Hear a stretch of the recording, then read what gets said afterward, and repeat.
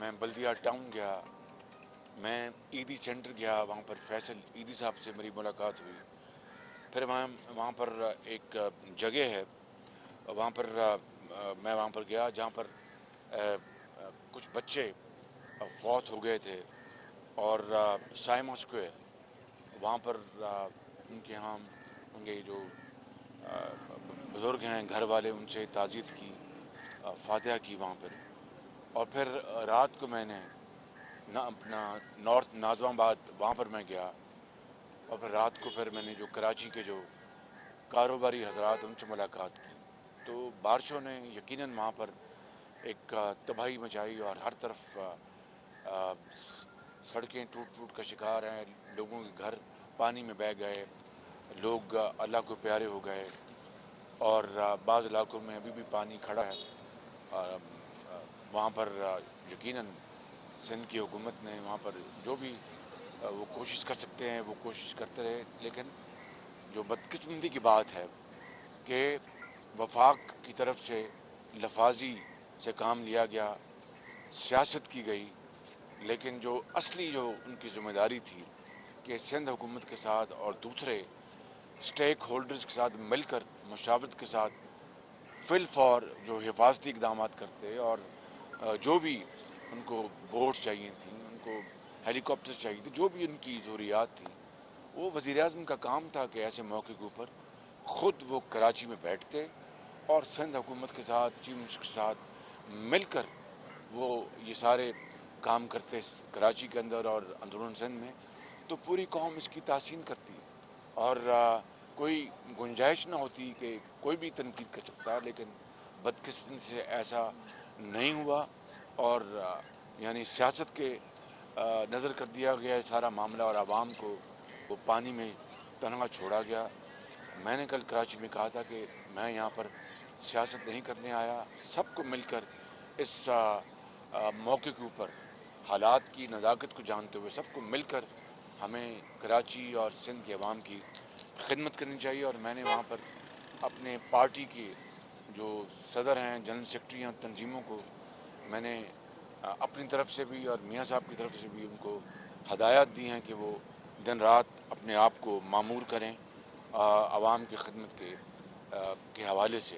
اور میں کراچی کے عوام کا یہاں پر شکریہ ادا کرنا چاہتا ہوں کہ وہاں پر میری ان سے ملاقاتیں ہوئیں، اور بزنس کمیونٹی کا شکریہ ادا کرنا چاہتا ہوں. وہاں پر ان سے کل رات کو بڑا کھلے انداز میں ان سے تبادلہ خیال ہوا، اور یقیناً انہوں نے پی ایم ایل این حکومت کی جو 2013 سے لے کر 18 تک جو خدمات ہیں ان کی ستائش کی، جو معاشی حالات کو جو بہتر بنایا گیا سی پیک کے حوالے سے، اور ترقیاتی کاموں کے حوالے سے، اور بجلی کے اندھیرے دور کرنے کے حوالے سے، اور میاں نواز شریف کی پرسنل جو انہوں نے کراچی کے اندر امن قائم کروانے کے لیے جو اقدامات کیے تھے، وہ سب اس کے لیے وہ پوری تحسین اور اپریشیٹ کر رہے تھے. اور ہمارا ایک مشن ہے کہ ہم انشاءاللہ اس مشن کو ہر صورت آگے لے کے بڑھیں گے، چاہے کچھ بھی حالات ہوں. اور میں میڈیا کا بھی شکریہ ادا کرنا چاہتا ہوں کہ میڈیا نے اس حوالے سے ذمہ داری کا اپنا بڑا مظاہرہ کیا، اور جو اصل جو حقائق ہیں وہ انہوں نے وہاں پر دکھائے اور بیان کیے. اور کوئی میں خود نمائی کی بات نہیں کر رہا، لیکن جو فیکٹس ہیں وہ سامنے لائے گئے. اسی طریقے سے میں جناب آصف زرداری صاحب کی تیمارداری کے لیے وہاں پر گیا تھا. وہاں پر ان کے بلاول بھٹو جو چیئرمین ہیں ان سے ملاقات ہوئی، چیف منسٹر سندھ جناب شاہ صاحب سے ملاقات ہوئی، اور ان سے پھر یقیناً وہاں پر سیاسی گفتگو بھی ہوئی. تو یہ ہے جو کراچی کے حوالے سے ہماری جو وزٹ کا جو تھا، جو میں ابھی وہاں سے واپس آیا ہوں، تو میں نے کہا میں آپ سے شہباز صاحب یہ بتا دیں کل آپ کی بڑی اہم ملاقات ہوئی آصف علی زرداری صاحب سے، اے پی سی بھی ہونے جا رہی ہے، تو کیا حکمت عملی طے ہوئی ہے کہ دو بڑی اپوزیشن کی جماعتیں ہیں اور آپ اپوزیشن لیڈر بھی ہیں، حکومت گرانے کے حوالے سے کوئی خاص حکمت عملی آپ لوگوں نے پلان کی؟ دیکھیے، پہلی بات تو یہ کہ آج رہبر کمیٹی کی میٹنگ اسلام آباد میں ہو رہی ہے، اور رہبر کمیٹی جو ہے یہ جو ایجنڈا ہے اے پی سی کا، اس کے لیے وہ ساری ڈسکشن وہاں پر کریں گے. اس کے بعد پھر وہ اے پی سی کا ایجنڈا اور جو ابھی तमाम पार्टियों की मुशावरत के साथ सब ने मिलकर फैसला करना है कि APC के लिए कौन सा मौजू वक्त है और क्या उसका एजेंडा होगा।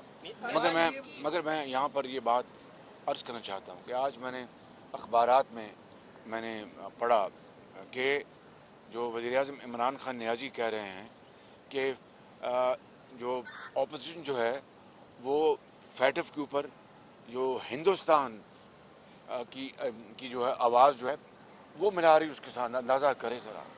यानी अपोजिशन हिंदुस्तान की जो अपना जो बातें हैं, अपोजिशन वो बातें कर रही है।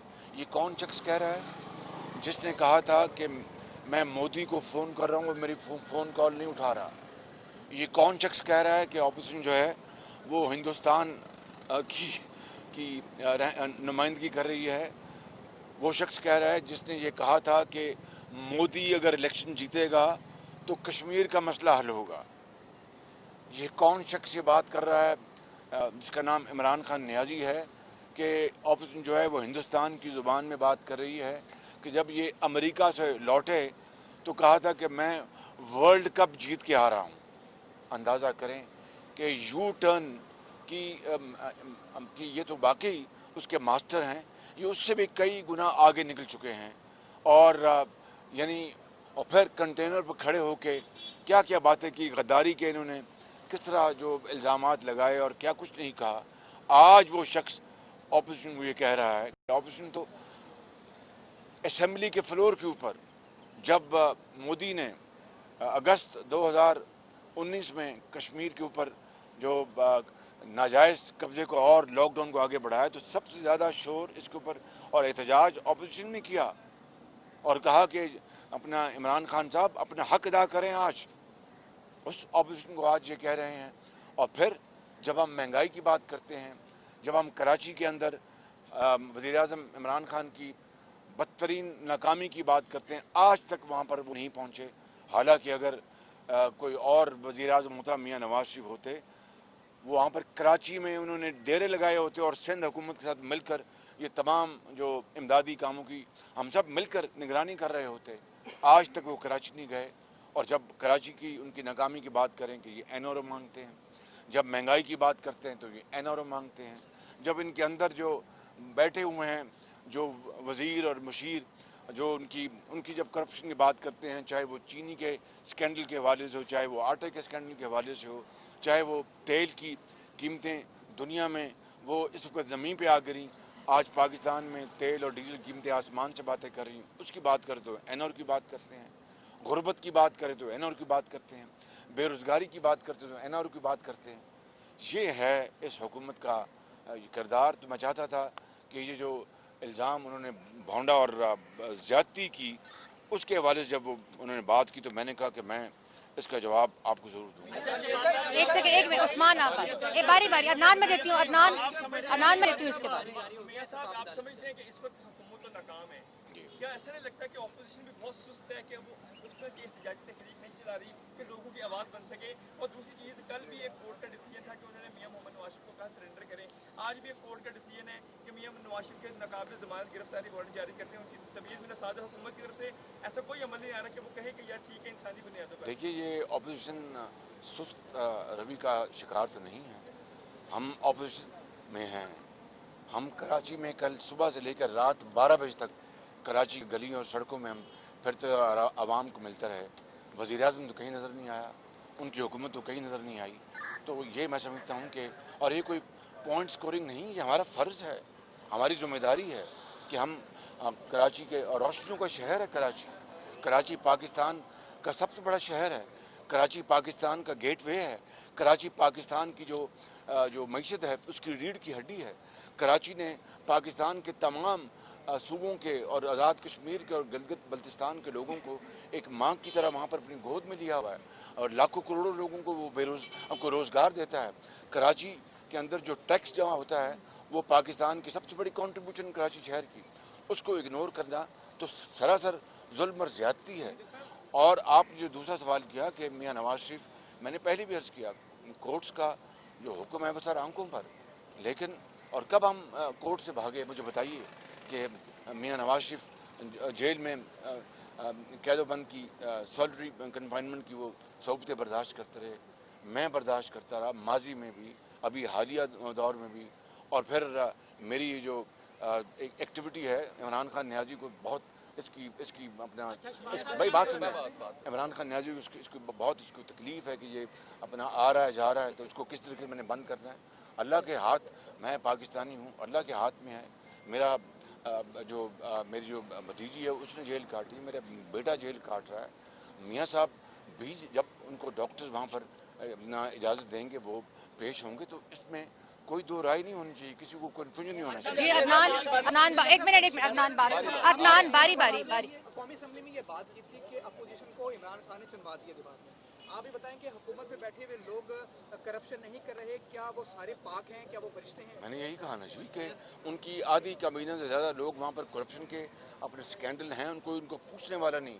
जिस तरह वो सब दूध के नहाए हुए हैं और पूरी ऑपोजिशन को दीवार से लगाया जा रहा है। और मज़ीद ये इमरान खान नियाज़ी पूरी तरह, अगर ये नियाज़ी की विच हंटिंग के ऊपर वक्त ना ज़ाया करता और ऑपोजिशन के साथ जुल्म और ज़्यादती का जो वो बाज़ार गर्म किया हुआ उसको ना फोकस करता, तो वो वक्त जो उसने यहाँ ज़ाया किया है वो कौम की मईशत, कौम की हालत बदलने के ऊपर करता, दवाइयाँ मुफ्त देने के लिए करता, जो कि पंजाब में उसे बंद कर दिया। एक सेकंड पूरी बात सुन। तो मैं समझता हूँ कि हालात मुख्तलिफ होते। आज जो सूरत हाल है वो सिर्फ वो शख्स जो कि बिल्कुल बुग़्ज़ से भरा हुआ है, वो शख्स वो जो बिल्कुल कीना परवर है, मैं बदकिस्मती से मुझे कहना पड़ रहा है, वो शख्स जिसके अंदर इंतकाम की आग जो है वो सुलग रही है, उसको और कोई फुर्सत नहीं कि मैं जो आवाम के जो असल मसाइल हैं, एक बेवा को उसके कैंसर की मैं दवाई किस तरह दूंगा, वो बंद कर दी। हस्पतालों में जो दवाइयाँ मुफ्त मिलती थी वो बंद कर दी। और आप देखें कि जो लोग हेपेटाइटिस से जो फैज़याब हो रहे थे, करोड़ों अरबों रुपए की दवाइयाँ मिल रही थी, वो बंद कर दी। उनको अगर एहसास और दर्द होता तो इन काम को जारी व सारी रखते, हमारे ज़माने के उनको बंद ना करते। इब्राहिम सर, मैं देती हूँ, उल्फत देती हूँ, इब्राहिम बात, मैं देती हूँ आपको, इब्राहिम बात करें, इब्राहिम बात करें, ऐसे नहीं हो सकता। कल के आपने हालात भी वहाँ के वो देखे, लेटेस्ट जो है पॉलिटिकल सिनेरियो को भी आप समझते हैं, तो पाकिस्तान मुस्लिम लीग नून के पास क्या प्लान है कराची के लिए? क्योंकि जब भी कोई मसला होता है तो हम सब दम जरूर बढ़ते हैं कराची के मसाइल का, लेकिन पाकिस्तान मुस्लिम लीग नून के पास क्या? मैंने रात को अपना वहाँ पर एक दो जब आवाम का जो वहाँ पर इकट्ठ था तो वहाँ पर भी कहा, और रात को जो कराची के जो बड़े बड़े सरमायाकार हैं जिन्होंने जो पाकिस्तान की मईशत के एंकर्स हैं वहाँ पर बैठे, उनसे भी बात हुई। और मैंने कहा कि अगर मुस्लिम लीग नून को 2018 में अल्लाह ताला मौका देता तो मैंने जो वादा किया था अल्लाह ताला के फजल करम से और कौम से कि हम कराची की हालत को 2 साल में बदल देंगे। चूँकि हमें मौका नहीं मिला, और रात को फिर मैंने कहा कि अगर हमें मौका मिला तो मैं कोई हवा में बात नहीं कर रहा।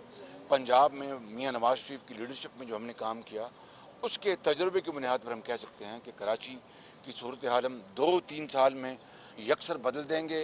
अल्लाह ताला के फजल करम से बतौर एक टीम वर्क के वहाँ के स्टेक होल्डर्स के साथ मिलकर मुशावरत के साथ, और कराची को लाहौर नहीं, कराची को सही मानों में पेरिस बनाएंगे। जी आप बात कर लें, आप बारिश हो रही है, जल्दी कर लें।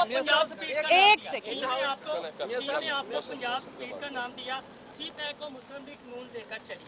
Chairman CPEC lieutenant general Asim Saleem Bajwa का एक असासों के हवाले से खबर सामने आई है। बीइंग सदर आपकी क्या स्टेटमेंट है? वो स्टेटमेंट मरियम नवाज दे रही है। अब मुस्लिम लीग नून के सदर आप हैं या मरियम नवाज? क्योंकि मरियम नवाज के पास भी वही होता है जो राना मसूद के पास है, नायब सदर का स्टेटमेंट।